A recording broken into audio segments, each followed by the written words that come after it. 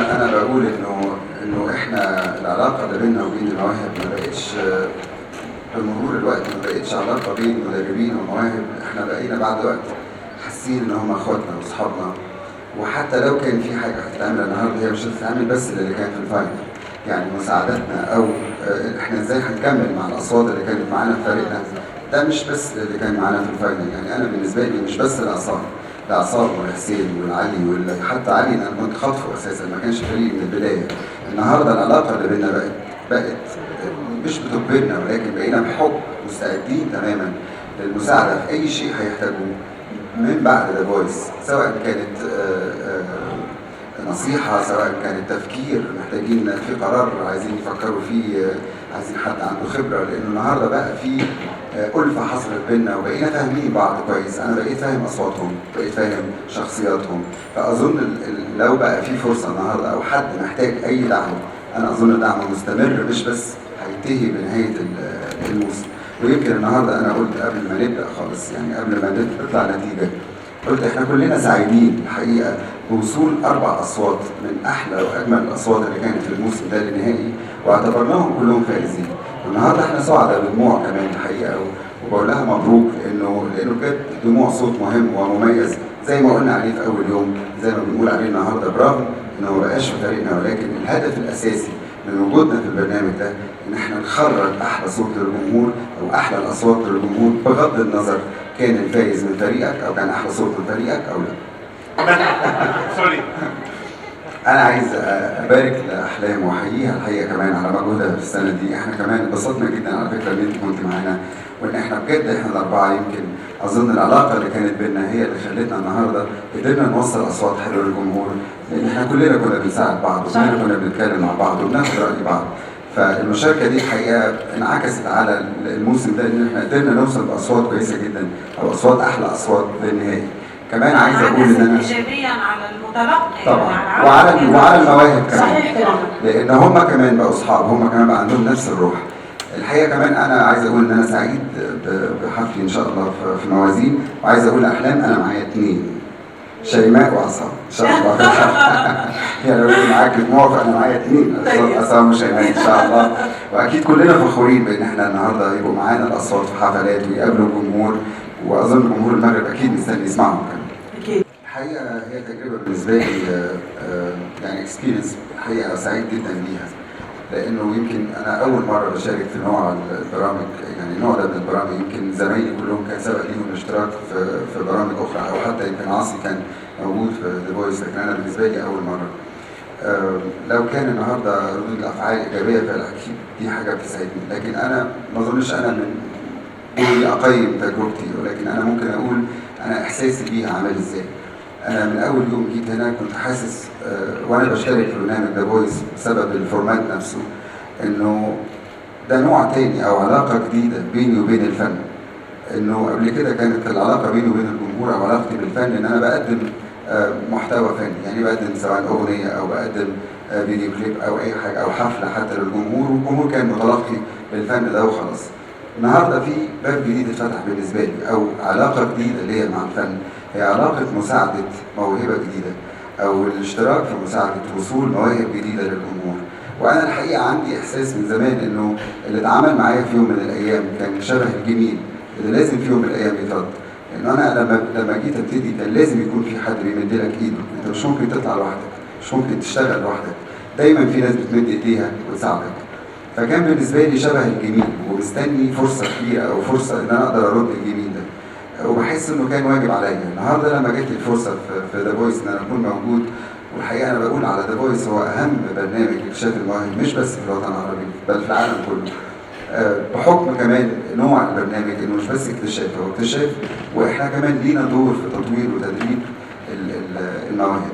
فانا يمكن في البدايه فكرت انه انا هحط كل اللي اتعلمته، سواء كان دراسه او سواء كان خبرات او سواء حتى على المستوى النفسي والمعنوي بعيدا عن الجزء الفني، انه كمان في دور السبورت مش بس بيكون فني، احيانا بيكون الموهبه اللي قدامك استوعبت كل الجزء الفني وفاضل لها بس دعم معنوي او دعم نفسي.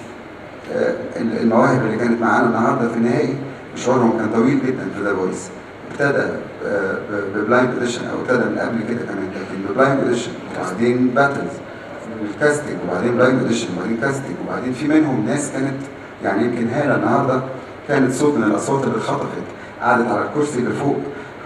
وقت صعب جدا انه في كل مره حد بيغني كان بيبقى عندها احساس انها ممكن تمشي، فده ستريس رهيب على المجهود البدني، على المجهود الفني، على المذاكره، على فمجموعه حتى المعلومات اللي استقبلوا معلومات كتير جدا في وقت ضيق، لكن شيء مرهق جدا عليهم. فاوقات كتير جدا كانوا بيحتاجوا كلمه حلوه، يحتاجوا دعم نفسي، يحتاجوا دعم معنوي. فيمكن اهتمامنا بالجزء ده مش بس الجزء الفني خلانا النهارده قدرنا نوصل للناس بشكل او نوصل للناس جانب تاني في شخصياتنا ممكن ما يكونوش الناس شايفينه، بحكم ان هم كانوا بيستقبلوا مننا بس محتوى فني، ولكن المعاشره والمعايشه اللي حصلت بينا مع المواهب والعلاقه اللي حصلت في اوقات كتير جدا كانت بتظهر جانب شخصي الناس بتشوفه لاول مره. وانا بشوف ما كانش ممكن انا اتقدم بالشكل ده او الجانب الشخصي اللي عندي يتقدم في مكان احسن ما اتقدم في ذا فويس. فانا اكيد سعيد جدا وممنون الحقيقه للام بي سي وللمشاركه في برنامج ذا فويس اذا كانوا النهارده وصلوني للجمهور بشكل كويس. اعتقد ان اللي عنده صوت حلو بس يقدر يكون نجم غلطان، لانه النجم هو مجموعه عوامل، اولها الصوت الحلو. اول حاجه لازم تكون موجوده وهي الاساس اللي تقدر تبني عليه كل حاجه بعد كده، انه يكون عنده صوت حلو فعلا، يكون موهوب وعنده صوت حلو. ولكن ده لا يكفي ابدا.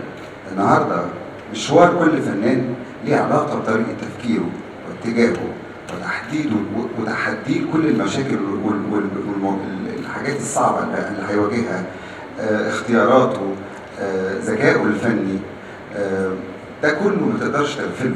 النهارده برنامج ذا فويس هو بيعمل اكسبوجر عالي جدا، بيعمل النهارده نسبه المشاهده للبرنامج في الوطن العربي مخيفه.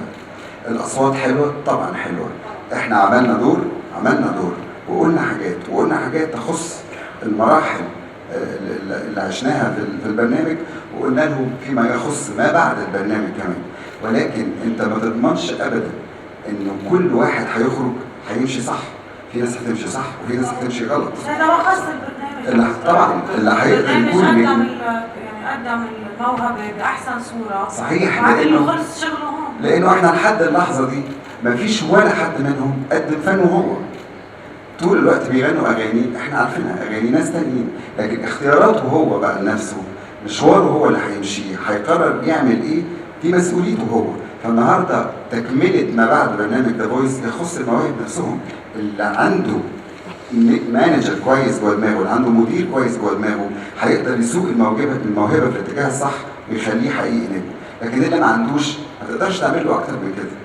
فيما يخص الاصوات الحلوه، عشان السؤال الثاني انا كمان عايز ارد عليه.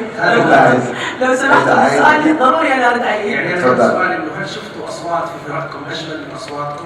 بص، فيما يخص اجمل هو يتدخل فيه الذوق.